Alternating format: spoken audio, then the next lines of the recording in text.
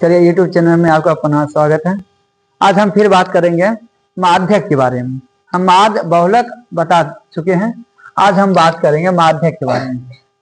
माध्यक, ठीक है, माध्यक होता क्या है?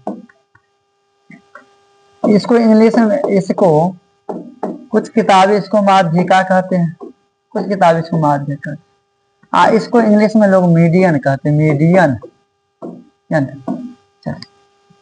ये होता क्या है? यानी बीच वाला भाग इसमें मांगा जाता है, बीच वाला, बिचला। चलिए इसमें समझते हैं बिचला के क्या है।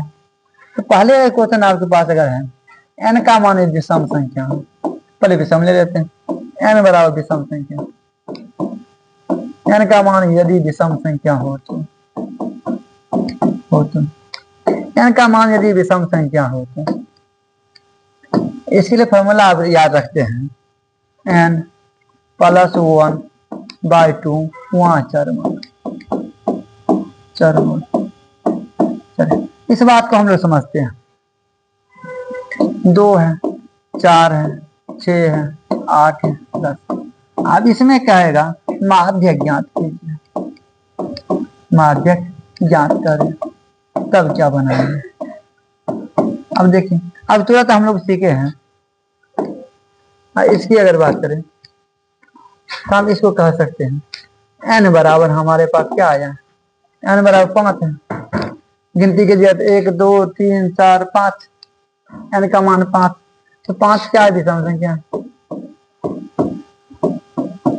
विषम संख्या। इसके लिए हम आपको बताए क्या है,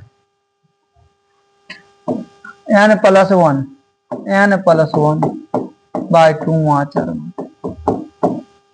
चरम। अब n का मान 5 है आपके पास, 5 जोड़ 1/2 वहां चरमा। अब देखो 5 और 1 6 हो जाएगा, और 6/2 तो 3 हो जाए।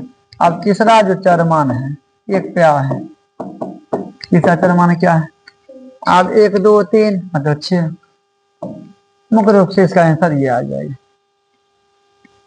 ऐसे और आपको बताते हैं, जब भी इस टाइप का क्वेश्चन आपको दिया रहे हैं इस टाइप में तो देखिएगा, पहले जोड़ा करके जो बीच वाला होगा वो आंसर आ जाता है।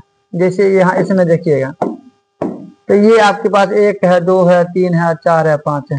आप इधर से 2 को हटाए, इधर से 2 हटाए, तो बीच में क्या आ गए? तो भी तो इसका आंसर 6 ही आ जाएगा। कोई दिक्कत? यदि फॉर्मूला यदि आपको याद नहीं हो तो भी आप बना सकते हैं, ठीक। अब तो कोई दिक्कत नहीं। चलिए एक क्वेश्चन और इसमें देखते हैं, एक उदाहरण और समझाते हैं। इसमें एक और देखते हैं।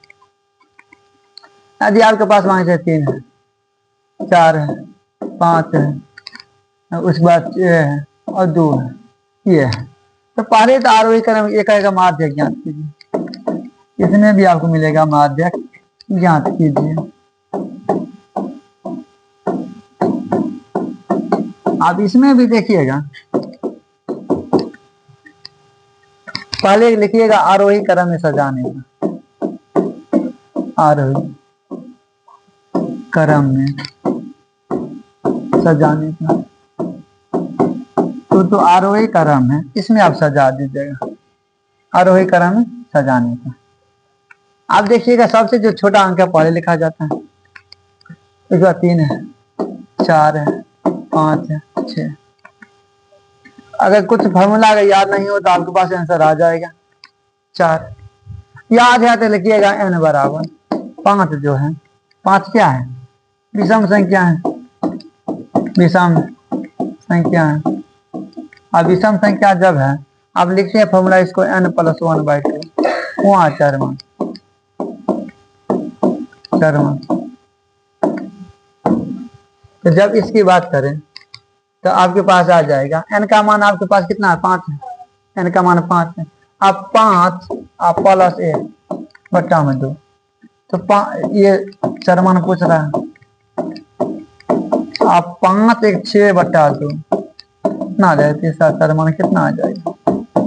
तीसरा चरमान भी देखिए आपके पास कितना आ जाएगा? 1 2 3।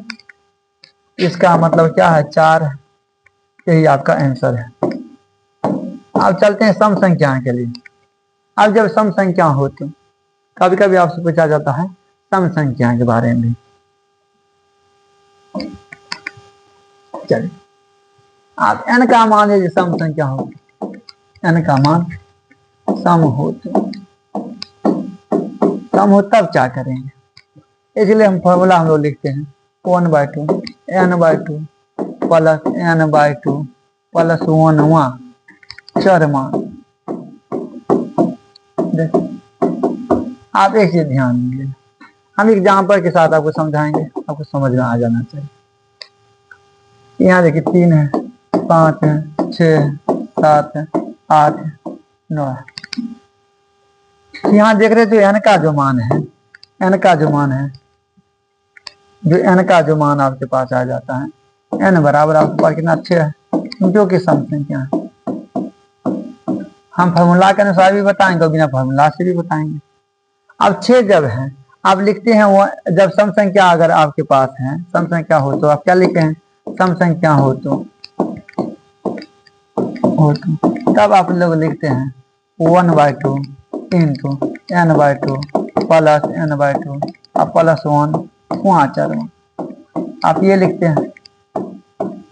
अब देखिए जब इतना लिखते हैं आप ये 1/2 लिखिए, 1/2 उस बार क्या लिखिएगा n/2, n का मान आपके पास कितना 6 है, 6/2, फिर देखिए 6/2 प्लस 1 वहाँ चरवा, अब इसका मतलब आपके पास आ जाएगा 1/2 3 प्लस चौथा चरवा, 3वां और चौथा चरमान देखना है। आप 3 में देखिएगा, 3 में क्या है आपके पास 1 2 3 6 है, 4 में 7 है, दोनों को जोड़ दीजिए 1/2 गुना 13 बराबर आ जाएगा आपके पास 6.5। वैसे भी देखिए ये इतना याद आपको नहीं हो रहा है, तब क्या कीजिए इसमें देखिएगा बढ़िया से, ये अगर इसको देखिए तो आराम से, चलिए इसको ये अगर यहाँ से हम देखेंगे, इसमें ये जोड़ा है इसको हटा लीजिए, इधर से जोड़ा हटा लीजिए, अब जो बीच में ये दोनों बच रहा है दोनों को जोड़ दीजिए, बात खत्म। अब तो कोई दिक्कत नहीं होना चाहिए। चलिए अब देखते हैं अगला क्लास में आपको हम